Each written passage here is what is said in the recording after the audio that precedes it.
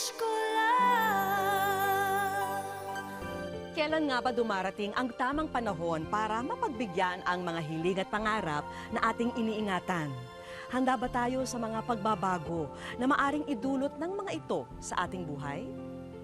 Dadalhin na sana ng nooy nagdadalang taong si Angel ang sarili sa ospital. Pero sa sinasakyang tren, lumabas na ang sanggol mula sa kanyang sinapupunan. Mabuti na lamang at may mga nagmagandang loob na pasaherong tumulong na mailabas ang bata. Kamusta na kaya ang sanggol na isinilang sa loob ng tren sa Maynila? Samantala, si Tatay Edward ay 17 taon nang nangungulila sa 2 anak na naiwan niya sa Pangasinan. Katumbas daw ng kanyang paglayo sa kanila ang pagtalikod sa kanyang responsibilidad bilang magulang. Ano kaya ang dahilan kung bakit natiis niya sina Nika at Lawrence? Isang ama na nawala na parang bula. Sa Palawan, isang pamilya ang humaharap sa pagsubok na may kakambal na panganib sa kanilang mga supling. Hindi kasi biro ang pagkakaroon ng mga anak na may craniopagus, isang pambihirang klase ng conjoined twins. Magandang hapon po mga kapuso. Ako po si Vicky Morales at ito po ang Wish Ko Lang. Sa Batangas na destino noon si Tatay Edward habang naiwan sa Pangasinan ang asawang buntis at ang panganay nilang anak. Habang subsub sa pagtatrabaho, nagkasakit na pala ng malubha ang kanyang asawang si Beverly. Hindi akalain ng ama na sa kanyang pag-uwi, isang trahedya ang kanyang daratnan. Wala raw matakbuhan noon ang mag-asawang Edward at Beverly.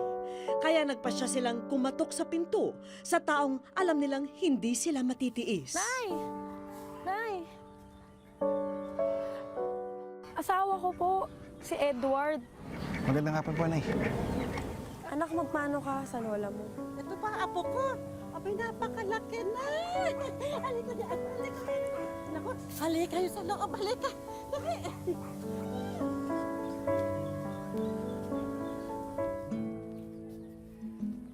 Edward, magkape ka muna. Mailap daw ang trabaho kay Edward sa lugar ni na Beverly at handa siyang maghanap ng kahit anong pagkakakitaan, kahit pa'y kapalit nito'y mapalayo sa kanyang pamilya. Ano ang plano mo ngayon? Maghahanap ako ng trabaho. Kahit ano. Si paring Oscar, sabi niya kailangan ng tauhan sa Batangas. Kailangan ng mga manggagapas. Paano na kami? Ka mag-alala, mabilis lang ako. Uwi din ako agad.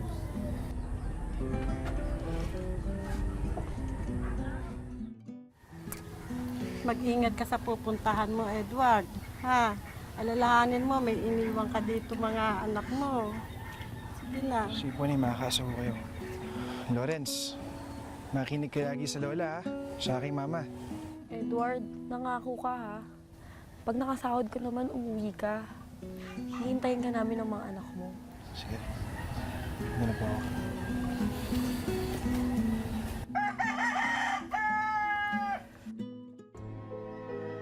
Pero sinilang na ni Beverly ang kanilang bunsong anak at hindi pa rin bumabalik ang mister sa Pangasinan. Lumipas ang 6 na buwan, walang naganap na kahit anong ugnayan sa padre de pamilya. Nay, wala po bang tumatig na sulat galing kay Edward? Wala. Eh, buhat nung umalis yung asawa mo. Miho, miha. Wala man lamang akong narinig sa iyo. Saan nagpunta yung asawa mo? Hindi ko alam kung saan lupalop yan nagpupunta. Halika, anak ko. Halos kalahating taon nang nawalay si Edward sa pamilya. Kaya naman tila hindi na raw niya alam kung paano niya haharapin ang iniwang pamilya. Edward, tulala ka na naman dyan. Pare, naisip ko lang yung mag-ina ko. Yung mag-iisang taon na ako dito. Hindi pa ako nakakapagpadala sa kanila kahit piso. Hindi ko nga alam, baka hindi na nila ako tanggapin. Ngunit kung makakabalik ako sa katapusan. Isipin yun, nakakuha na ako ng kapalit mo habang wala ka. makakauwi ka na. Salamat, pare. Makikita mo na yung magina mo. Salamat. Ano yung ginagawa mo? Wala. Ano kasi, pare? Ano to? Wala lang. Nakakayaman sa'yo. Pero, alam mo, hindi ako marunong magsulat eh. Akin na. Madali lang yan. Ako ang bahala.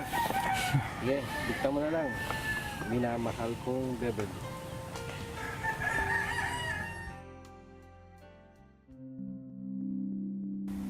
Anak, sigurado ka ba na mas gusto mo pa rito sa bahay kaysa sa ospital? Hindi na po, Nay. Ayos lang ako rito. Nararamdaman ko malapit na rin umuwi ang asawa ko. Pasuyo na lang, pasulatan siya. Pakisabi, ayos lang ako. Baka mag-alala siya eh. Sa Lawrence at Mika, po ba kumain na? Oo naman, pinalaga ko nga doon kay Ate Helen mo. Teka muna, baka nagugutom ka na. Ikukuha muna kita ng pagkain, ha? Samantala sa Pangasinan, lingid sa kaalaman ni Edward na isang matinding karamdaman na pala ang pinagdaraanan ng kanyang misis.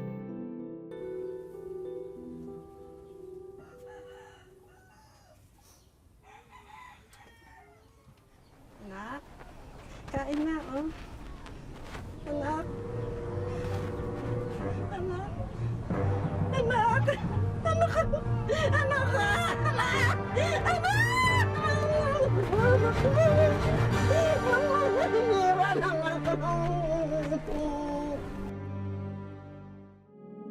Isang sulat ang pinadala ng kapatid ni Beverly sa pinapasukan ni Tatay Edward para nooy sabihin ang masamang balita.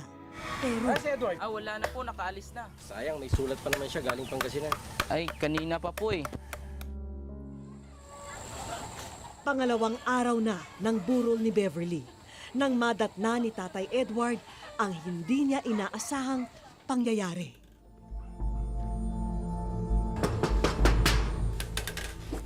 Oh, Kuya Edward, dumating ka na pala. Dolores, ano nangyari? Hindi man natanggap ang sulat ko, Kuya. Patay na si Ate Beverly. Mabilis lang ako, hindi na agad. Edward, nangako ka ha. Pag nakasahod ka naman, umuwi ka. Alalahanin mo, may ilimang kadat yung mga asawa mo. Edward! Edward! Edward! Hihintayin ka namin ng mga anak mo.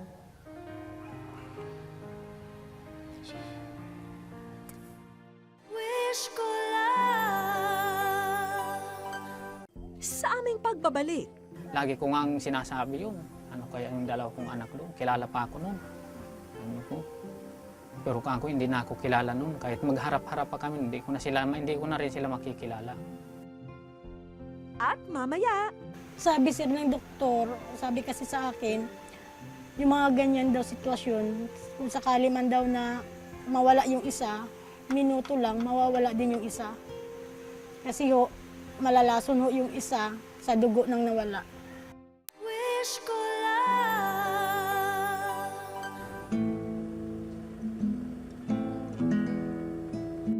Buhat ng lisanin ni Tatay Edward ang Pangasinan noong 1995. Dito na raw sa Camarines Norte niya ipinagpatuloy ang kanyang buhay.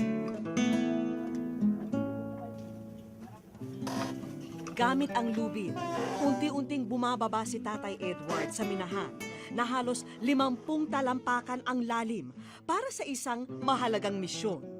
Misyon na maging ang kaligtasan ng sarili ay tila ipinalamunan niya sa kadiliman.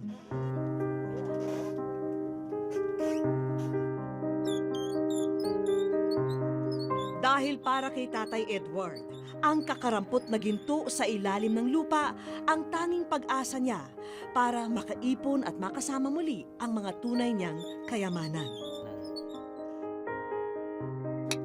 Sabi ko naman, papasukin ko kahit mahirap na trabaho. Kung sakali man siruswertehin ako, makadilis ako, hindi pa rin ako nawawalang ng pag-asa na hindi pa rin ako makauwi sa amin. Ito ay trabaho na po ito, hindi ito sa pangbinata.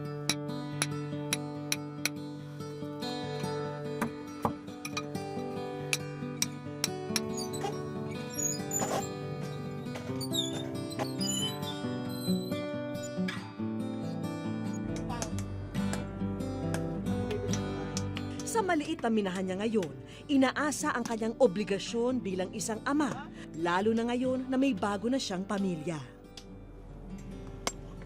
Kahit po naghihirap kami, talagang nagtitiis kami. Kahit yung mga bata, talagang pag wala pong dilisya papa nila, pag sinabi ko ganito, ganito lang, ano po, talagang nagtitiis po kami. Basta wag lang po magkahiwalay-hiwalay. Di gaya po nangyari sa una niyang pamilya. Matapos ang 4 na taong pagkabyudo sa unang asawa, muling nakatagpo ng kabiyak si Tatay Edward sa katauhan ni Nanay Nelia. Ngunit mula nang nanirahan sila rito sa Camarines Norte, ni minsan hindi na raw siya nakabalik sa Pangasinan. Doon kasi naiwan ang 2 anak niya sa yumaong asawa na si Beverly. Lagi ko ngang sinasabi yun. Ano kaya yung 2 kong anak doon? Kilala pa ako noon. Ano po? Pero ako hindi na ako kilala noon. Kahit magharap-harap pa kami, hindi ko na rin sila makikilala.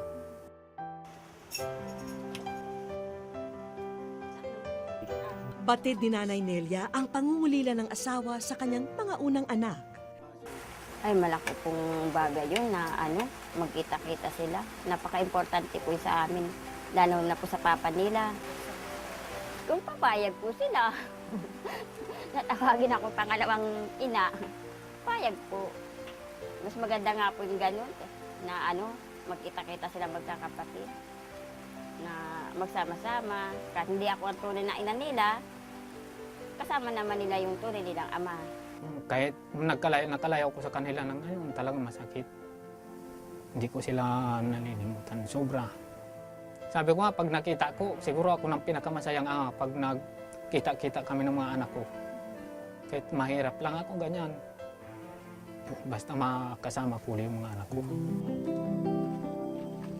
Hindi nakapag-aral si Tatay Edward, kaya naman ni magpadala ng sulat sa mga anak ay hindi raw niya magawa noon.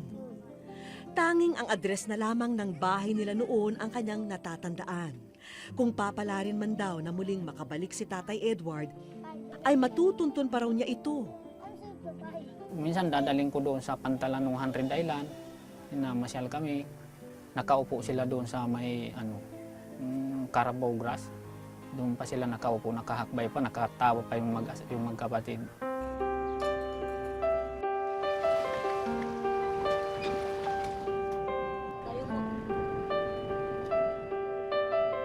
Nang aming bisitahin ang sinasabing address ni Tatay Edward, dito namin naabutan sina Lawrence at Nika.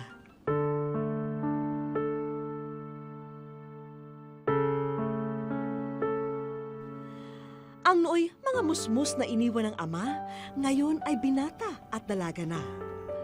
Madalas dito pa rin sila pumupunta sa dating pasyalan nilang mag-aama. Hindi ko po matandaan kasi parang hindi ko naman, kamukha ko lang po siguro. Pero sabi po nila na masibag din po siya. Siya pa rin po yung tatay namin. Siyempre, gusto po rin namin makita. Bakit? Siguro po may dahilan siya kung bakit niya po kami iniwan. Sa loob ng halos 18 taon, lumaki sina Lawrence at Nika sa kanilang lola. Mula kasi noong nailibing ang kanilang nanay Beverly, inako na ni Lola Lolita ang responsibilidad ng pag-aalaga sa kanyang mga apo. Ay, mahirap talaga. Mahirap talaga. Kasi matanda na ako. Hindi naman na ako makapaghanap buhay. Ganon din yung kasama kong matanda. Kahit tila naging ulila sina Lawrence at Nika sa mga tunay na magulang, binusog naman daw sila ng pagmamahal ng iba pa nilang mga kamag-anak. Kung sakali man maalaala niya yung mga anak niya kahit na saglitin lang niya na tignan yung mga anak niya dito. Tignan man lang niya sila kung ang kalagayan o kumustahin man lang, ganon.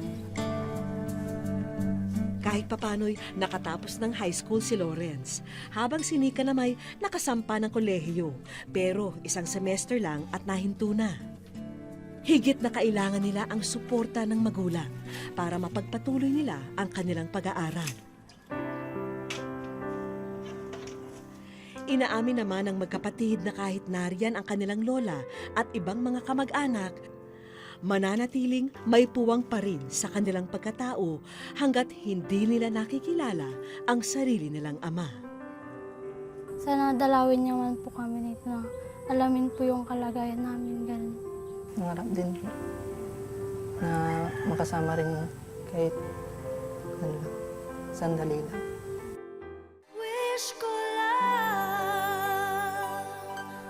Sa aming pagbabalik, Di mo na ako kilala? Wala na akong matandaan. Ako si Ate Helen mo! Halika na dito.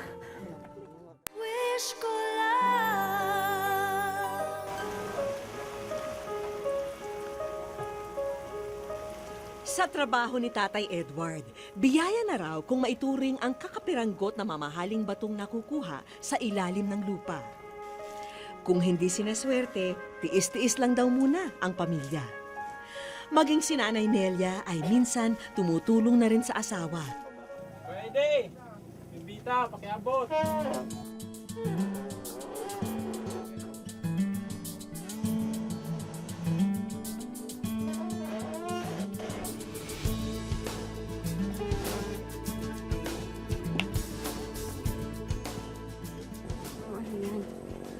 Ganda pala sa 100 Islands. Hindi ako makarating dyan. Wish ko lang! Ang galing! Ito na nga raw ang matagal nang inaasam ni Tatay Edward. Kaya naman wala siyang ibang nasambit kundi ang kanyang pasasalamat. Masayang masaya po akong makakarating ako sa sa wish ko lang na makikita ko na po sa pamamagitan ng wish ko lang yung dalaw kong anak. Kaya po masaya po. Maraming salamat po sa Maraming po bumubuo salamat sa ng wish ko lang sa kanang Channel 7. Masaya po. Nang araw rin yon, wala na kaming inaksayang oras. Agad naming niyaya si Tatay Edward papuntang Maynila para hanapin ang mga nawalay na anak. Wala mang katiyakan ng ama sa kung ano ang madadatnan niya pagbalik ng Pangasinan, tila tahimik lang siyang nag-iisip habang nasa biyahe.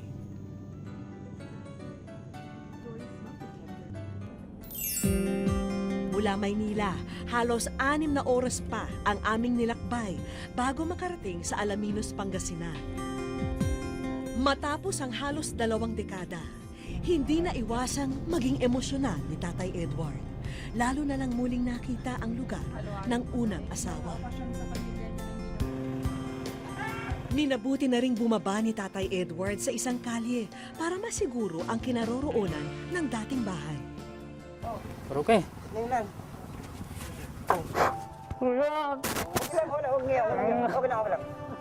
Okay lang, tingnan mo na yung mga kapatid mo. Nandun sila. Yung anak. Okay lang.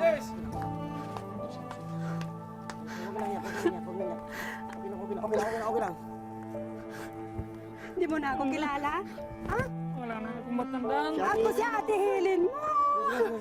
Halika na dito. Iyak mo, iyak. Handa ka na. Habang papalapit na si Tatay Edward sa bahay, halos hindi na ito matahan sa pag-iyak. Hanggang sa... Yung pinata mo, yung dalaga mo. Ay, ito na pala ka.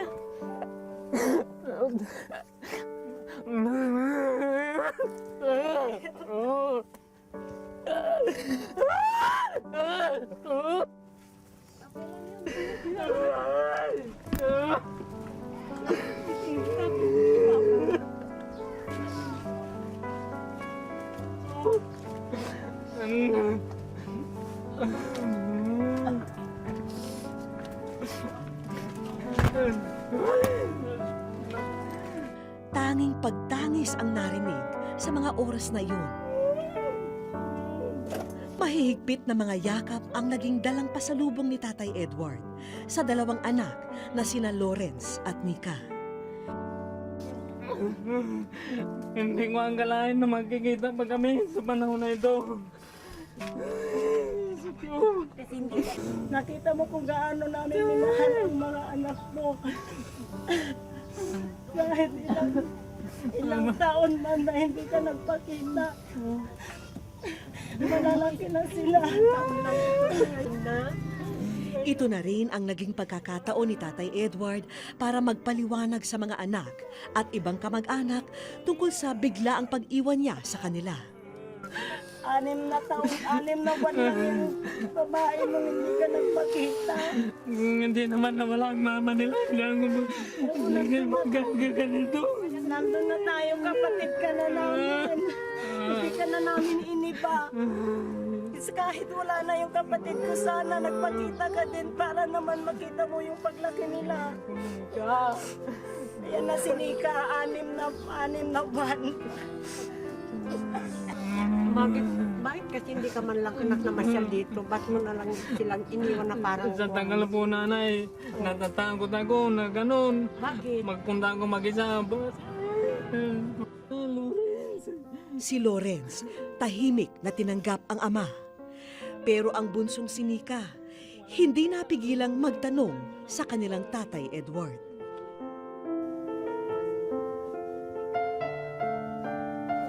Kasi sa tagal po ng panahon na nawala po siya. Hindi pa lang po siya gumalaw para makita po kami. 18 years po, hindi man lang kayo nakapag-ipon po na pumunta dito. Alam niyo naman po itong lugar na ito, di ba?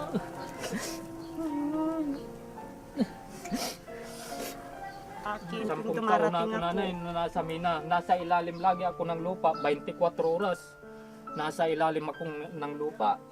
Naghahanap lang ako ng swerte kung sakali, pero wala.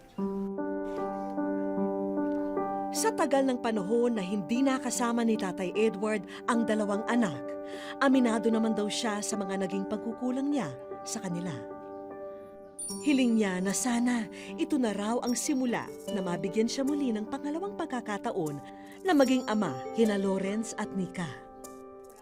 Gusto ko lagi kami may komunikasyon para anumang oras kailangan ako nila, kailangan ko man sila, may kami, pwede kayo mag-usap. Hangad din ang aming programa na tuluyan ng mabuo ang inyong pamilya, Tatay Edward.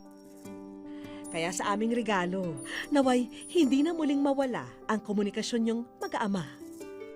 Hindi na ako mawawala sa kanila. Isang bisita rin ang aming kasama para maghatid ng magandang balita para sa inyong 2 anak.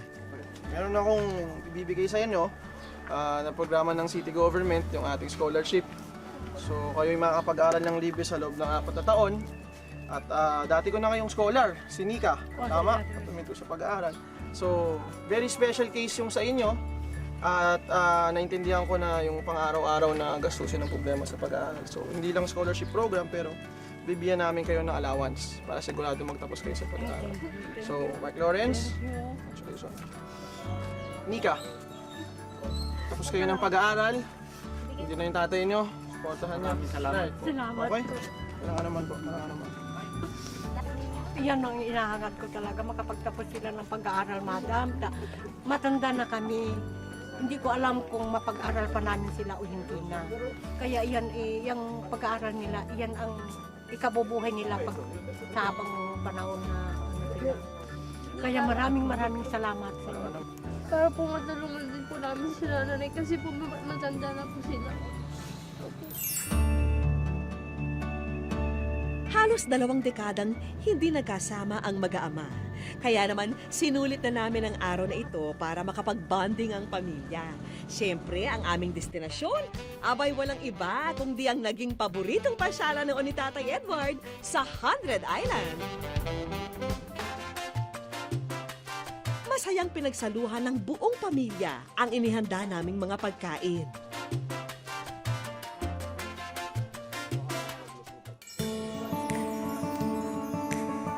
Pagkatapos, ibinakita naman ni Tatay Edward ang mga dalang litrato upang makilala rin nila ang pamilya niya ngayon na naiwan sa Bicol. Higit pa raw sa ginto ang kayamanang nakuha ngayon ni Tatay Edward. Hindi pa man niya matiyak kung anong kinabukasan ang naghihintay sa kanilang mag-aama. Ang mahalaga, natuldukan na ang araw ng kanyang pangungulila sa mga pinakamamahal na anak. Wish ko sa aming pagbabalik.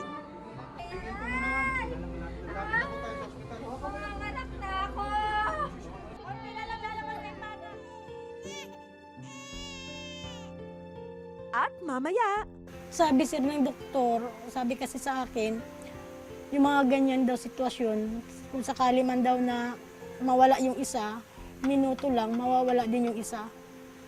Kasi ho, malalason ho yung isa sa dugo ng nawala.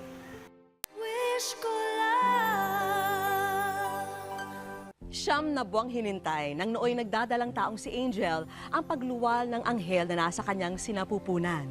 Pero ng araw na isilang na niya ang sanggol, hindi niya inakalang sa kakaibang lugar ito magaganap. Iba't ibang katauhan ang kinakanlong ng ating lansangan. Ang ilan sa kanila'y estranghero lang. Habang ang iba'y pwedeng magkaroon ng koneksyon sa atin. Gaya ni Nanay Angel, may mga tao raw na malaki ang naging papel sa isang espesyal na pangyayari sa kanyang buhay. At may kaugnayan din ito sa istasyon ng tren na ito. Isa sa napakasarap na trabaho ay ang pagiging ina. Pangatlong baby ko na ang pinagbubuntes ko. Kabuanan ko na rin ngayon. Pero ang mahirap sa aking sitwasyon, mag-isa kong hinaharap ang aking pagdadalang tao. Bunga kasi ito ng bawal na pag-ibig. Ngunit walang sala ang bata at hindi dapat pagkaitan ng pagkakataong mabuhay at mahalin. Mairaraos ko rin ito. Sandali lang. Ihanda ko lang yung mga gamit mo. Hindi ko na kaya. Dalhin mo na ako sa ospital. Sumakay kami sa jeep, doon pa lang mutok na yung panubigan ko. Pagbaba namin, pumunta kami sa istasyon ng Libertad. Nakakapanlumong isipin na sa ganitong panahon, wala ang lalaking may gawa nito. Buti na lang, isang kapitbahay ang nagmalasakit na itakbo ko sa ospital.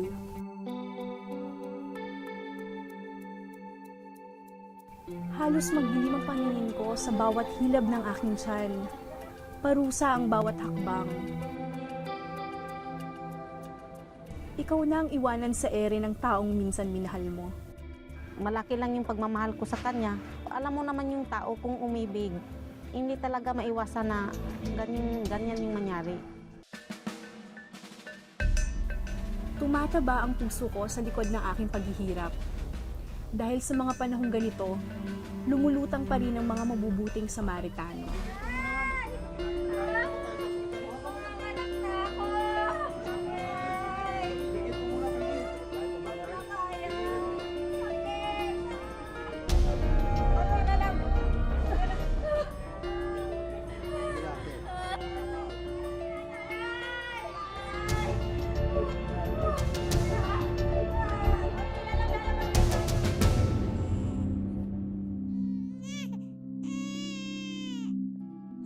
Buti na lang may mga tao pang marunong magmalasakit. Ni sa panaginip, hindi ko inakala na magluluwal ako ng bata sa ganitong klaseng lugar. Malayo sa ospital.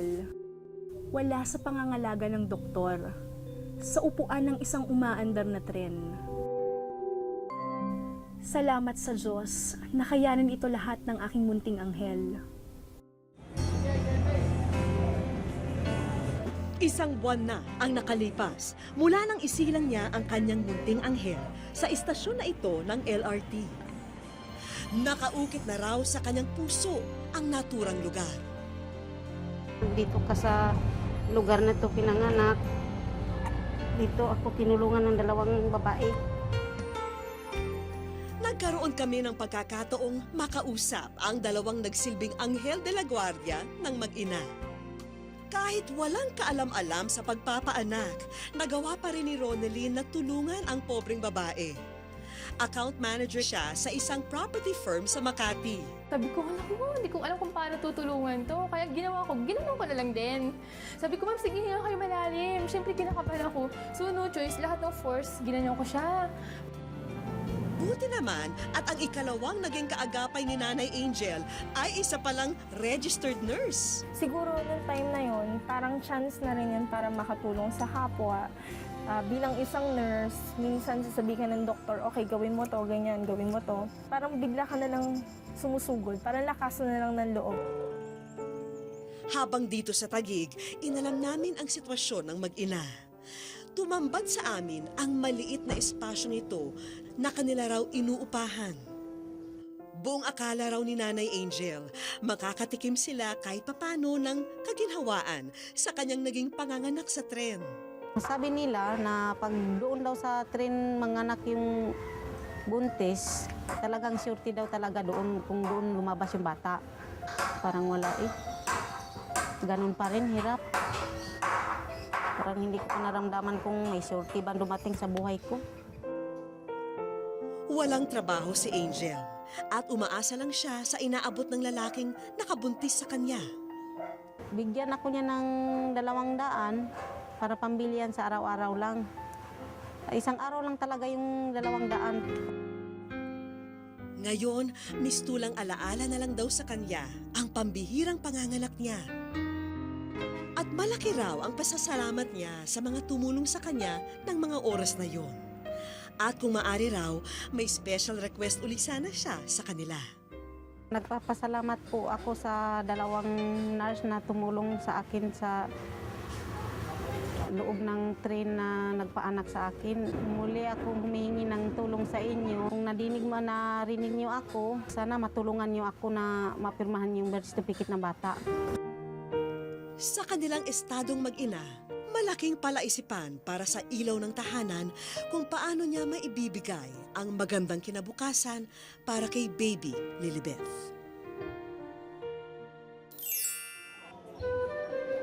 Kahit may iniindang karamdaman, pinaunlakan pa rin ni Nanay Angel ang aming imbitasyon na samahan kami sa isang pasyalan dito sa Taguig City. O Nanay Angel, napilitaan kong isang anghel ang ipinanganak mo sa isang istasyon ng tren.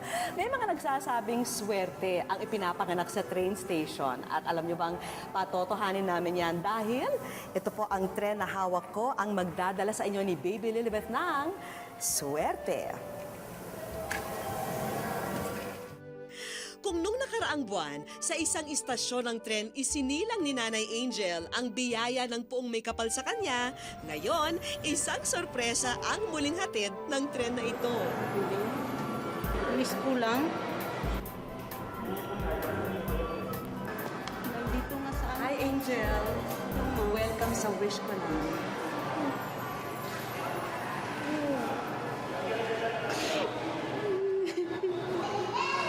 Saan kayo humuhugot ng pag-asa para harapin yung bawat araw kahit alam ko marami kayong pinapasang problema? Si Bibi na lang. So si baby, nung dumating si baby sa buhay niyo, hindi siya naging pabigat sa inyo, kundi naging inspirasyon ba sa inyo? Oo. Sabi ko baka siya ang tulay sa ano kami sa kahirapan. Masaya ako na doon siya lumabas kasi sabi naman nila surety daw, pero ito na nga, surety na to kasi bakit nakarating ako dito? Para sa ating first stop, sagot sa iyong naging panawagan. Kilala niyo ba sila? Kilala niyo ba? Kayo ang nagpaanak sa kanya? Opo. Ang swerte niyo naman. At nung time na yun, may 2 anghel na nandun para tumulong sa inyo. Malaking pasalamat ko sa kanila. O ayan, Nanay Angel, tiyak na makukuha mo na ang birth certificate ni Baby Lilibeth dahil kasama na natin ang 2 niyang magiging ninang. Hindi lang yan ang sorpresang inihanda namin sa inyong mag-ina.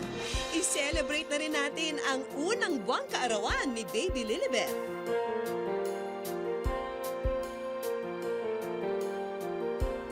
Nabunutan ng tinik sa lalamunan si Nanay Angel nang tumambad sa kanya ang aming mga handog.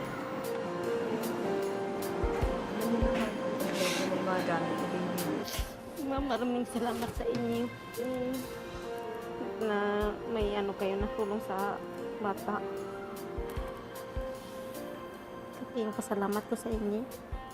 Isa-isa na naming sinipat ni Nanay Angel ang mga inihanda naming regalo sa kanilang mag-iina. Yan, pangkabuhayan nyo yan.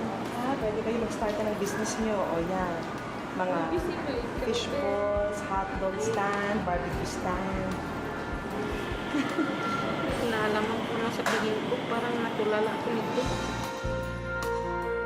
Hindi lang yan, dahil may mga kaibigan tayong handang suportahan ang inyong kinabukasan. Mula sa pamunuan ng Sundance Direct Sales, tanggapin niyo po ang aming tulong pangkabuhayan at ganoon din po ang aming taus-pusong pasasalamat na kami po ay nakasama para po sa inyong pangarap. Sa Fashion Exchange, pinagkakaloob po namin sa inyo ang pangkabuhayang showcase na ito para makapagsimula po kayo ng inyong negosyo upang makatulong din po sa inyo sa unting-unting pag-abot ng inyong pangarap.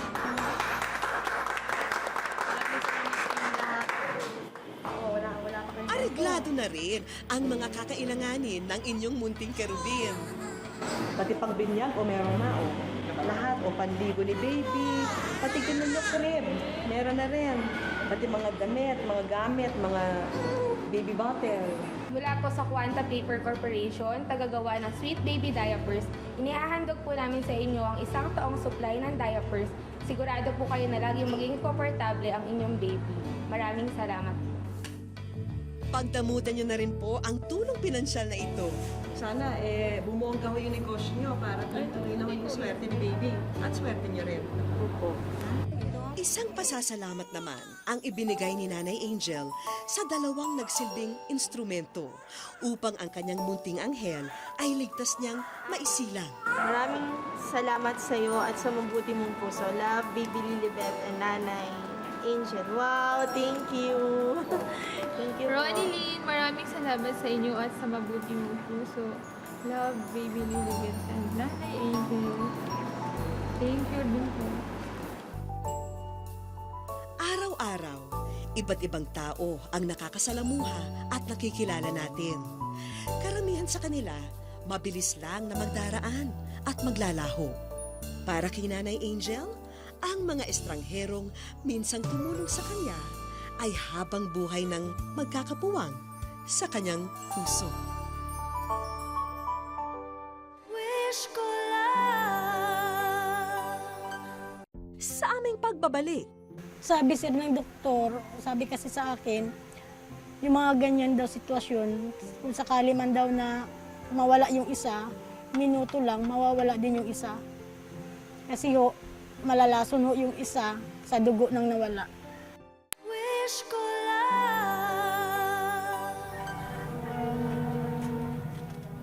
Sa Palawan, isang pamilya ang humaharap sa pagsubok na may kakambal na panganib sa kanilang mga supling. Hindi kasi biro ang pagkakaroon ng mga anak na may craniopagos, isang pambihirang klase ng conjoined twins.